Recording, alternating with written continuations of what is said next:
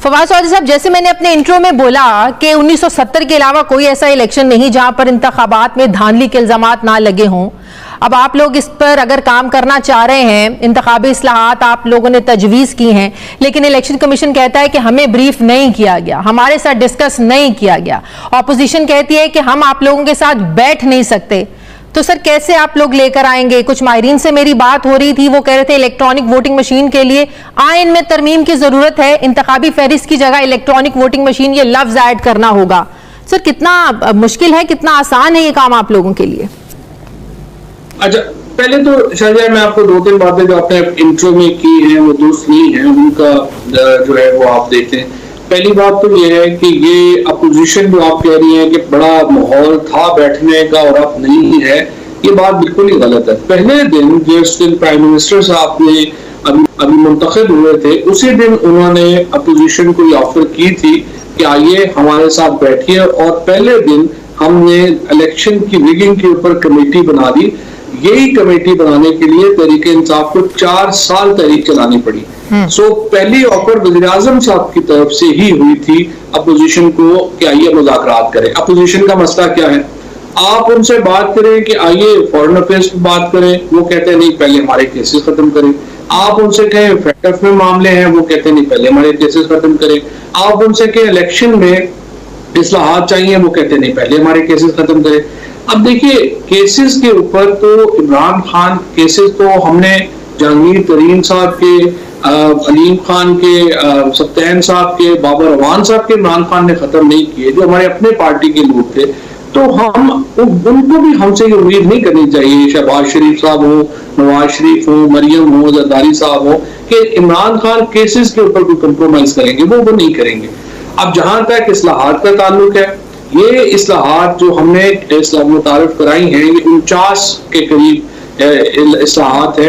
इनमें से जो 2/3 मेजॉरिटी है, ये वो है जो कंसेंसस है जिसके ऊपर तमाम पार्टीज का, और ये इस्लाहात में PMLN भी कंसेंट दे चुकी थी। अब सिर्फ इसलिए कि ये इस्लाहात हुकूमत की तरफ से, PTI की तरफ से आई है, इसलिए PMLN जो है वो इससे पीछे हट रही है, हालांकि इसकी कोई तुक ही नहीं बनती। दूसरी बात शायद ये है कि ओवरसीज पाकिस्तानी को वोट का हक जो है वो नहीं देना चाहते पीपल्स पार्टी और PMLN। उस पर हमारा जाहिर है कि एक बड़ा वाज़ेह मौक़िफ़ है, पीपल्स पार्टी और PMLN का उस पर मौक़िफ़ वाज़ेह नहीं है।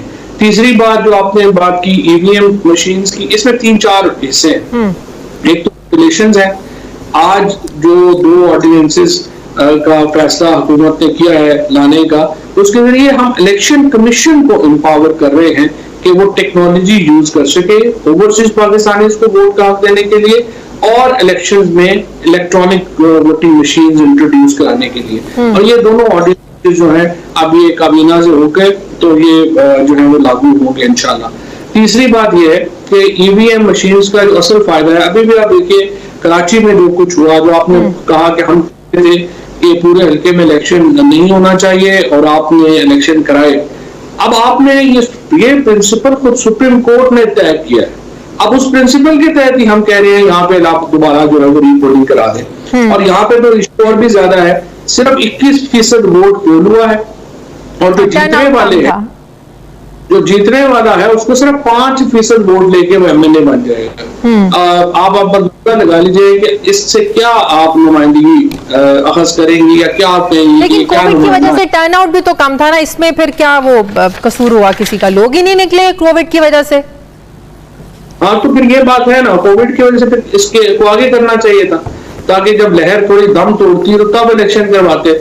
इसीलिए तो हम इलेक्शन कमीशन को ये समझते हैं ना कि पाकिस्तान के अंदर भी इलेक्शन कमीशन का जो फंक्शनैलिटी है वो दुरुस्त नहीं है। और अच्छा, अभी आप जो बात करेंगे ऑपोजिशन से, जब भी कोई बात करें वो केसेस खत्म करवाने की बात करते हैं।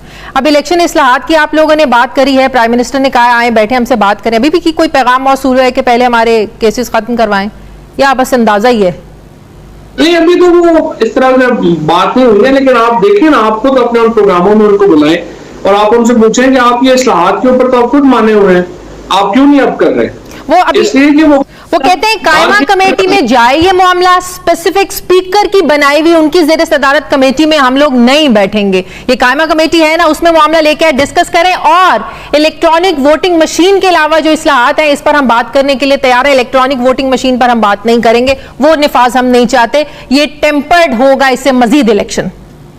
एक वो तो देखे ना, एहसन इकबाल हैं, फरकान अब्बासी हैं, शहबाज शरीफ साहब हैं, जिन्होंने कहा उन्होंने देखा भी नहीं कि वो टेक्नोलॉजी क्या है, उनको ये भी नहीं पता कि वो मशीन काम क्या करती है। उस मशीन में वो कह रहे थे कि पेपर ट्रेल नहीं होगा, हमने उनको ये बताया उस दिन एहसन इकबाल साहब को कि भाईजान आगे देख तो ले उसमें पेपर, और वो हम पूरी डेमोन्स्ट्रेशन देंगे आपको भी, बल्कि जहमत देंगे कि आप आए खुद और देखें कि ये मशीन इसकी फंक्शनैलिटी क्या है, काम कैसे करती है, सो दैट। और मैं तो ये चाहूंगा कि जो प्रेस क्लब्स के अगले इलेक्शंस हो उनमें हम ये मशीनें दे दें, ताकि प्रेस क्लब्स के इलेक्शन जो हैं वो इन मशीनों के ऊपर हो, और खुद जो सहाफी बरादरी है वो इसको देख ले कि कैसे इसकी फंक्शनैलिटी क्या है, काम। लेकिन इलेक्शन कमीशन का भी तो मुतमईन होना जरूरी है, इलेक्शन कमीशन इस सारे सिस्टम पर क्यों मुतमईन है, उनको ब्रीफिंग क्यों नहीं मिली अभी तक इस पर?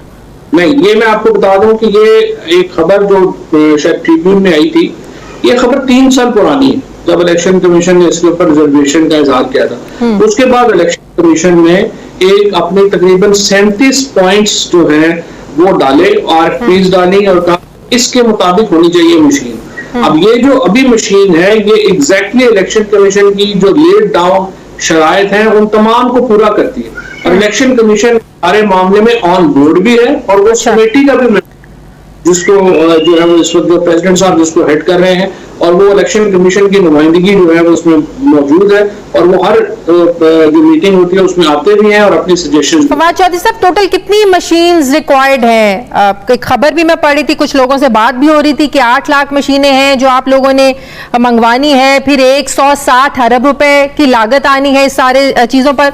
तो फिर सवाल ये पैदा होता है, लोकली हम लोग मैन्युफैक्चर कर सकते हैं अपनी मशीन्स को, इनको?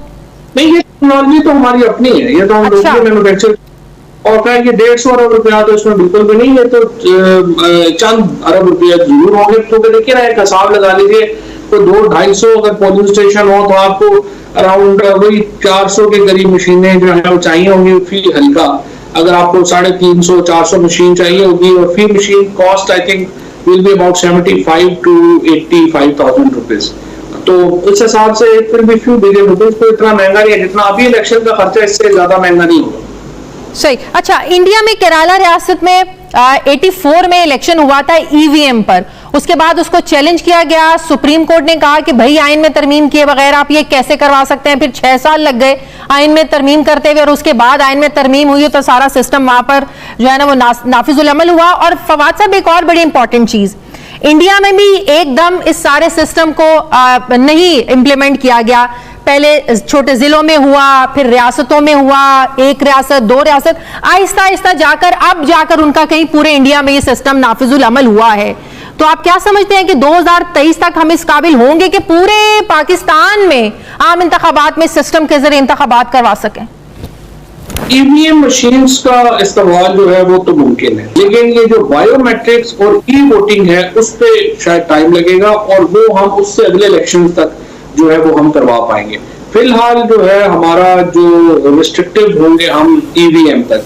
अच्छा, बायोमेट्रिक्स में क्या है, प्रॉब्लम क्या है कि फॉर एग्जांपल आप अभी भी अपने मोबाइल फोन को रजिस्टर कराने जाती है कभी, तो आपने कभी देखा होगा कि जो मशीन है वो आपके अंगूठे के निशान नहीं पकड़ती,